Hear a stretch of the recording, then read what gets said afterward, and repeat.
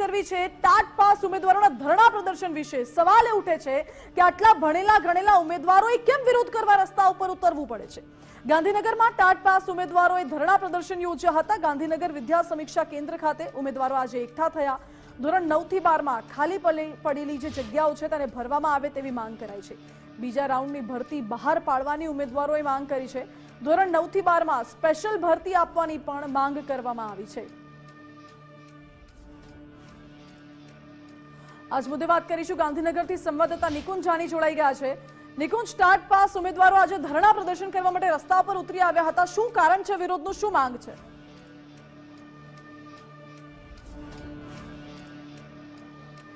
જી, ભવિષ્યના શિક્ષકો એટલે જે ઉમેદવારો છે ટાટ પાસ, તેઓએ આજે ગાંધીનગરમાં ફરી એકવાર ધરણા પ્રદર્શન કર્યા। તેમની માંગ છે કે 9 થી 12 માટેની જે ભરતી ચાલી રહી છે તેની અંદર બીજો રાઉન્ડ બહાર પાડવામાં આવે।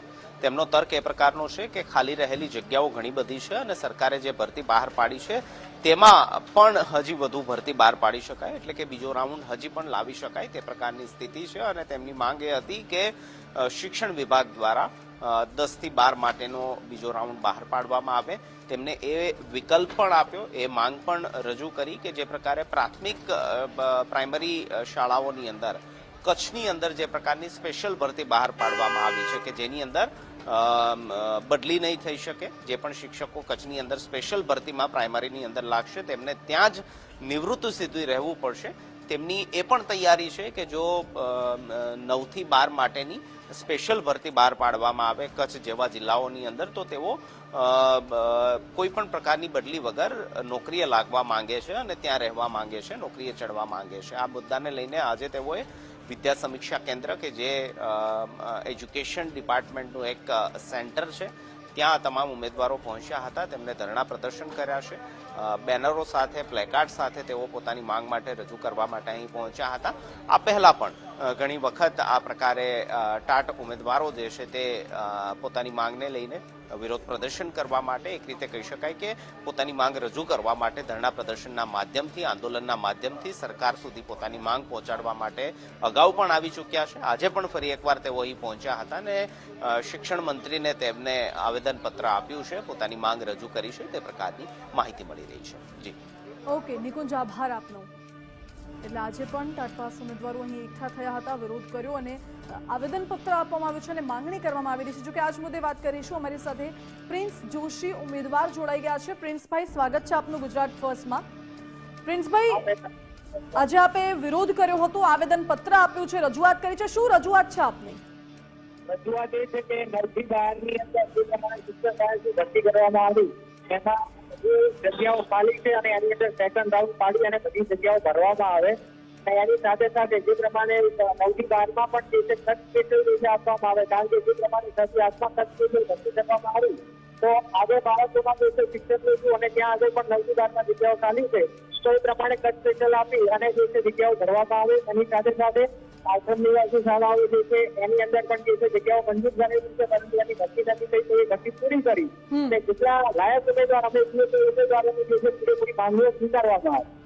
ઓકે પ્રિન્સભાઈ, આપે રજૂઆત કરી, આપને સામેથી રિસ્પોન્સ કેવો મળ્યો, શું રજૂઆત, તેમને શું જવાબ આપ્યો? જવાબ અત્યારે એ આપ્યો છે કે સચિવાલયમાંથી રજૂઆત કરી શિક્ષણ મંત્રી જોડે, શિક્ષણ મંત્રીએ કહ્યું છે કે થઈ જશે, કરીશું, પરંતુ આ જે છે આગળ આ વાતો એ ઘણા સમયથી અમને કહેવામાં આવી રહ્યું છે। એના પછી અમે ડીએસપી રજૂઆત કરવા માટે ગયા તો ડીએસપી માંથી પણ જે છે કે એવું કહેવામાં આવે છે કે તમે વારંવાર આવી રીતે રજૂઆત કરવા માટે આવતા રહેશો તો અમે કામ કરીશું તો તમારી રજૂઆતો સાંભળશું। તો જે પ્રમાણે જે છે તમે જેટલું વાર અહીંયા આવશો એટલું અમારું કામ ધીરે થશે, એના કરતા શાંતિથી અમે અમારી રીતે પૂરું કરી દઈશું, પરંતુ એનો યોગ્ય કોઈ જવાબ અમને મળ્યો નથી। ઓકે, શું આપને કોઈ આશ્વાસન આપવામાં આવ્યું છે ખરું આ બાબતે? આશ્વાસન એવું આપવામાં આવ્યું છે કે અમે મહિના સુધી જે છે પ્રોસેસ પૂરી કરીશું, પરંતુ એમાં એવું છે કે જે પ્રમાણે હજુ સુધી આવા વાયદાઓ તો અમને જરૂરત થાય છેલ્લા 4 મહિનાથી આપે, પરંતુ આ પ્રક્રિયા હજુ સુધી પૂરી નથી થઈ અને 9 થી 12 માટે રાઉન્ડ પાડવાની વાત છે, કારણ કે રાઉન્ડ પાડે તો જ બધી જગ્યાઓ ભરાઈ શકે એમ છે। આ 11-12 ની અંદર જે છે જે પ્રમાણે હવે 9-10 ની અંદર ડબલ જગ્યાએ એક ઉમેદવારને શાળા ફાળવણી થઈ છે, એના કારણે સીટો રોકાઈ ગઈ છે। તો એ સીટો જે છે એ પ્રમાણે પૂરી ભરવામાં આવે. જે ઉમેદવાર 11-5 ની અંદર સરકારી બ્રાન્ચમાં લાગી ગયો હોય એનું જો 9-10 ની અંદર ફરી પાછું ના થાય તો 2-2 જગ્યાએ ઉમેદવાર નોકરી દેવાનો નથી. તો એ સીટો જે છે પૂરેપૂરી ખાલી રહેવાની છે અને બે સીટો જે છે કે આ રાઉન્ડમાં જો પૂરી ભરવામાં આવે તો બધા ઉમેદવારોને ન્યાય મળી શકે. ઓકે પ્રિન્સભાઈ, આભાર આપનો અમારી સાથે જોડાવા માટે.